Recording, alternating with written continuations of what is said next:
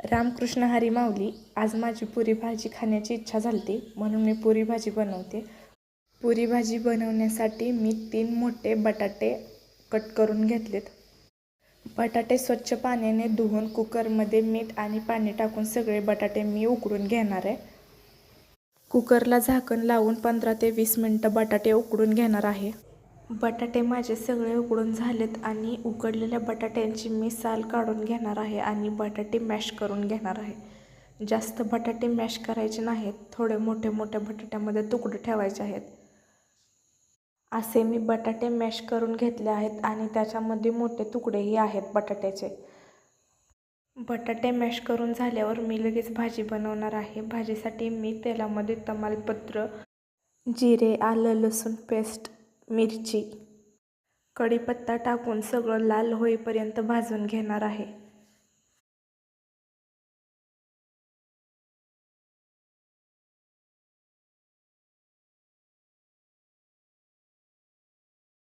हे सगळं भाजून झाल्यावर लगेच तेलामध्ये कांदा टाकून व्यवस्थित लाल होईपर्यंत परतून घेणार आहे.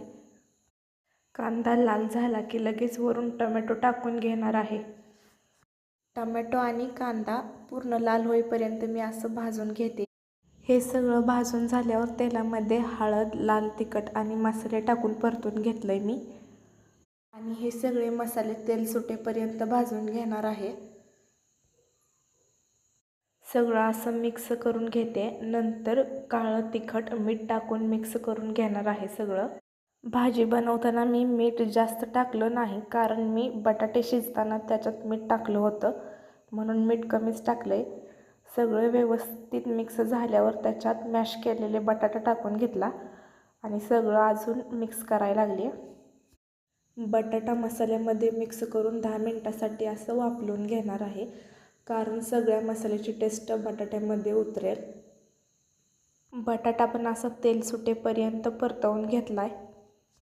लगेच त्यामध्ये गरम पाणी टाकून घेतलंय कारण गरम पाणी टाकल्यामुळं मसाल्यांची टेस्ट आहे अशी राहते.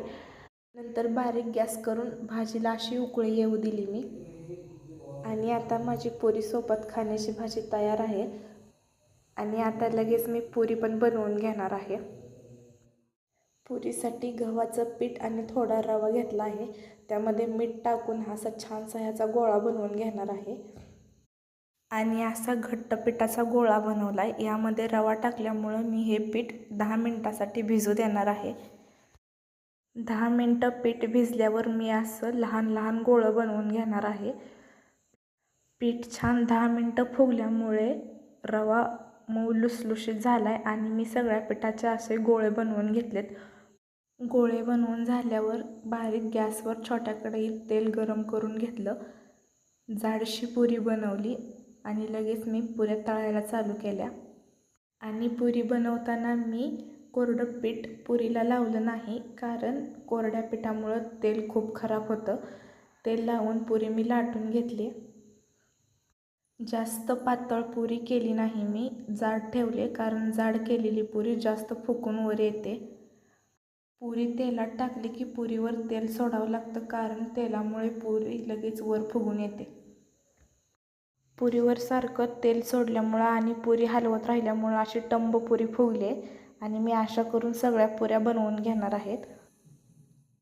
आणि थोड्या थोड्या करत मी अशा सगळ्या पुऱ्या बनवून घेतल्यात. सगळ्या पुऱ्या बनवायच्या झाल्यात माझ्या. आणि आता माझी भाजी पण तयार आहे आणि पुरी पण तयार आहे.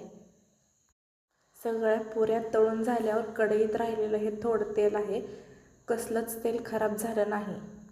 सगळी पुरी भाजी माझी तयार झाली. लिंबू पण आहे आणि कांदा पण. मग येताय काय पुरी भाजी खायला?